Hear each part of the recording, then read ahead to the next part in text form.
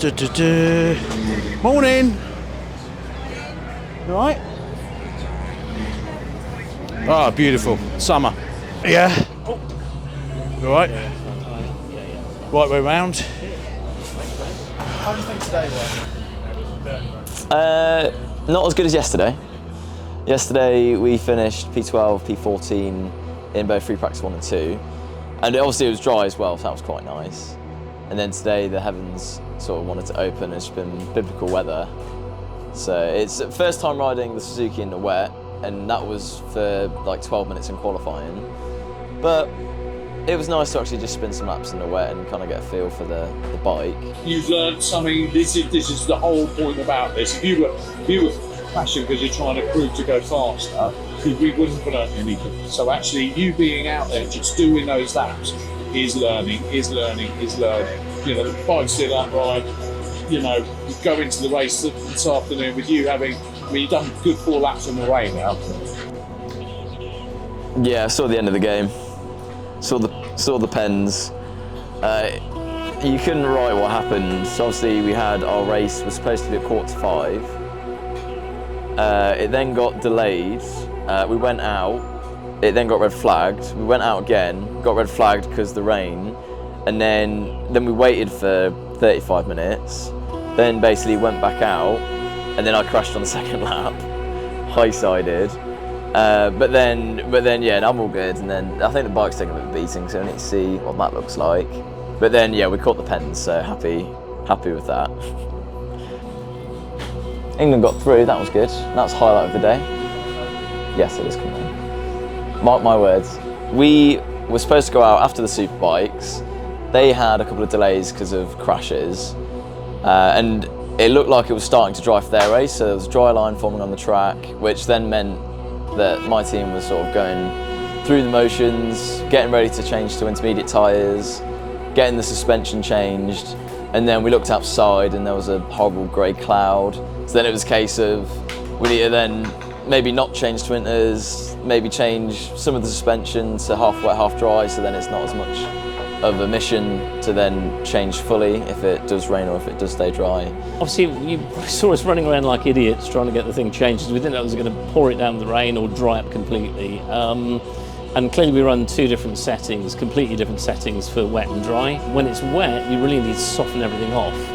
And that means changing the front fork springs, normally to a much softer version, and then changing the rear shock. And we have a rear shock that's specifically set up for wet weather. All he really has to worry about is turn up, do a stretching, get his mindset into gear and then go.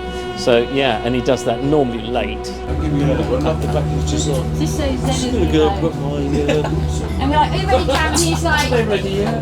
Get out! yeah, I'm just going to give it a couple more minutes and The just wet go and fence check guys to see fix the what wet this fence. is. We're late, I'll speak to you. He's so angry, look at him, he's like,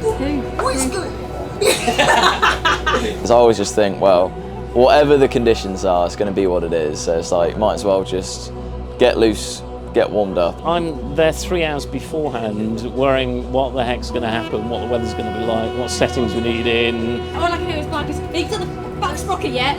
Right, Ollie, you do that, I'll do the front tire, don't worry. He doesn't worry about the chaos that's going on in the background. That whole thing was avoidable, wasn't it? Just waited. With over 3 minutes. That's a good point too, Bev. Dry suspension. I got to see how quickly I could do the sprints. Yeah. In the first race, I got a pretty decent start, made up like 10 positions. The track was nice, even though it was still wet, the conditions were quite nice because it wasn't overly wet, it wasn't raining, and so it would have been nice if we had have just carried on from there. But yeah, I think there was a few big crashes, and then we went out again, as I mentioned, and the rain kind of put a hold to it.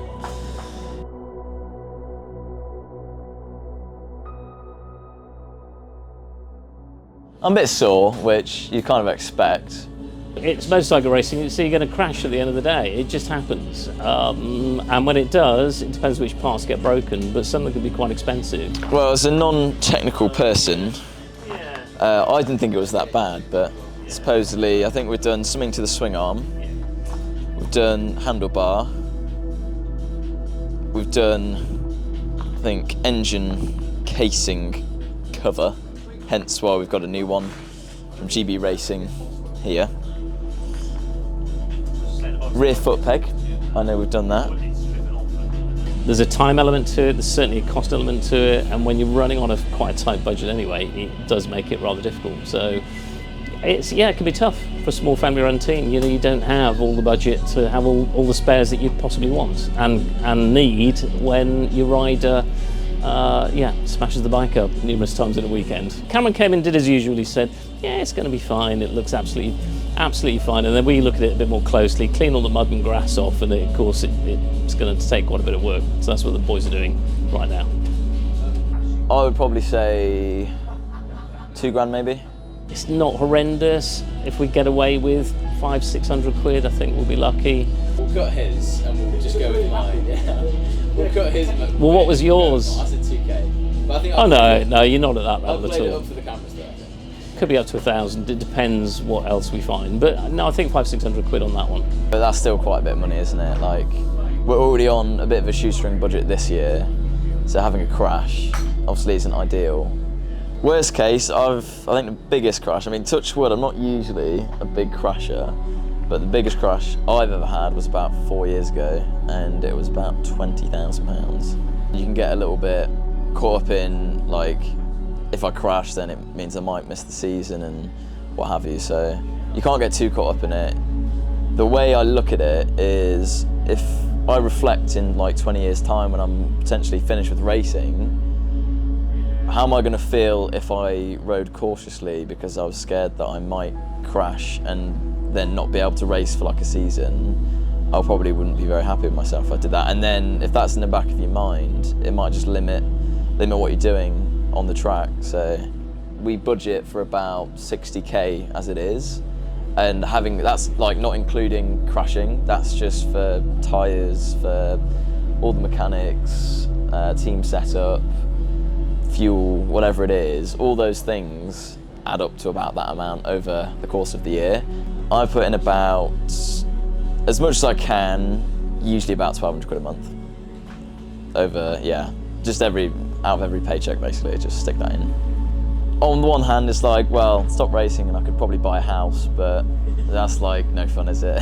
A house don't have two wheels and an engine, and a house don't get me out of bed, you know. I've got some amazing sponsors who have been with me for quite a few years now. So we have a chunk of that pot comes from them. Then kind of the next chunk of finance then comes from myself and my mum and dad, because we've always just put in money. And my mum and dad, they're obviously getting to the age of retirement now, so that's, I think after this year, probably going to stop. I'm in a position where I'm earning okay money, so I can put, you know, a big chunk as well in. And then we've obviously got the 66 Club, where people who enjoy watching racing, who might not have a massive budget to put in, they might just want to be part of the club, and that's again another source of income. Or if you think 66 people put in 100 quid or 66 quid, then that's almost like 5-6k right there. So they're kind of the three main sources, I guess you could say. It's been a part of my life for most of my life, so I can't imagine life without racing in one form or another. So to the detriment of probably the people around me and myself, I'll be doing this until as long as I can anyway. Whilst you're, especially at this kind of age, you want to do what you can whilst you can, so that's probably a bit of the motivation of like getting a job that earns good money, is because I know that if I earn good money, then I can put it into racing. Every time I get on the bike, I enjoy it, and it's a shame that today ended how it did, but it's all lessons learned, and we'll look at the data and see what we can do for tomorrow. But preparation-wise, we'll just go back, probably chill out tonight, won't do anything too strenuous, maybe get the massage, gun out, and limber up ready for tomorrow.